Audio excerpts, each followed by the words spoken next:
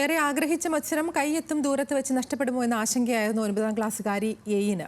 ഭോപ്പാലിൽ നടക്കുന്ന ദേശീയ ബാഡ്മിന്റൺ ചാമ്പ്യൻഷിപ്പിൽ പങ്കെടുക്കാൻ പുറപ്പെടുന്നതിന് മുൻപാണ് ടിക്കറ്റ് ലഭിച്ചില്ല എന്ന വിവരം അറിയുന്നത്. വിഷയത്തിൽ വിദ്യാഭ്യാസ മന്ത്രി ഇടപെട്ടതോടെ എയിനടക്കുന്ന സംഘം ഇന്ന് യാത്ര തിരിക്കാൻ ഒരുങ്ങുകയാണ്.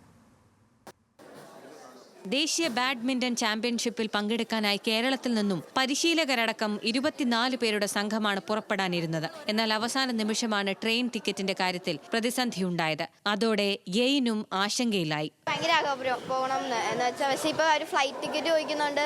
എൻ്റെ അച്ഛൻ്റെ പൈസ ഇല്ല, അപ്പം പകുതി പൈസ അവർ ഇടണമെന്ന് പറയണം. അപ്പം അതിനുള്ള പൈസ ഇല്ല, അതുകൊണ്ട് പോകുന്നില്ല.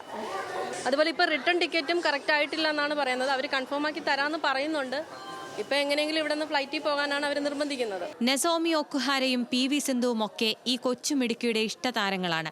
ഉദ്യോഗസ്ഥ തലത്തിലെ വീഴ്ചകളിൽ ഒരു നിമിഷം താൻ ഏറെ ആഗ്രഹിച്ച ദേശീയ മത്സരം നഷ്ടപ്പെടുമെന്നായപ്പോൾ ഈ കുഞ്ഞു മനസ്സൊന്ന് വിഷമിച്ചു. അച്ഛൻ വേണ്ടെന്ന് പറഞ്ഞു, എൻ്റെ ക്യാഷ് ഇല്ലാന്ന് പറഞ്ഞു. എനിക്ക് വിഷമമായി പോകാൻ പറ്റില്ലല്ലോ എന്ന് വലിച്ചു.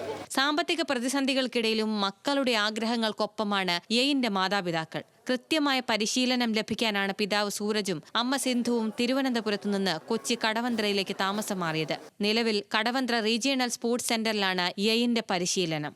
2 മക്കളാണ്. ഒരു മകൻ ആയുഷാണ്, അവനിപ്പോൾ അണ്ടർ 19 കളിക്കുവാണ്. മോളിപ്പോൾ അണ്ടർ 15 ലാസ്റ്റ് ഇയർ ആണ്.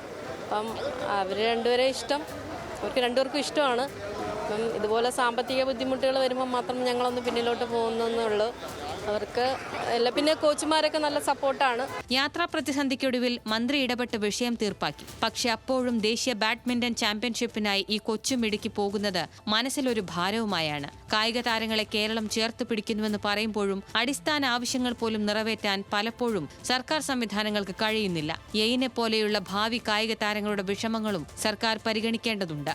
ന്യൂസ് മലയാളം, കൊച്ചി.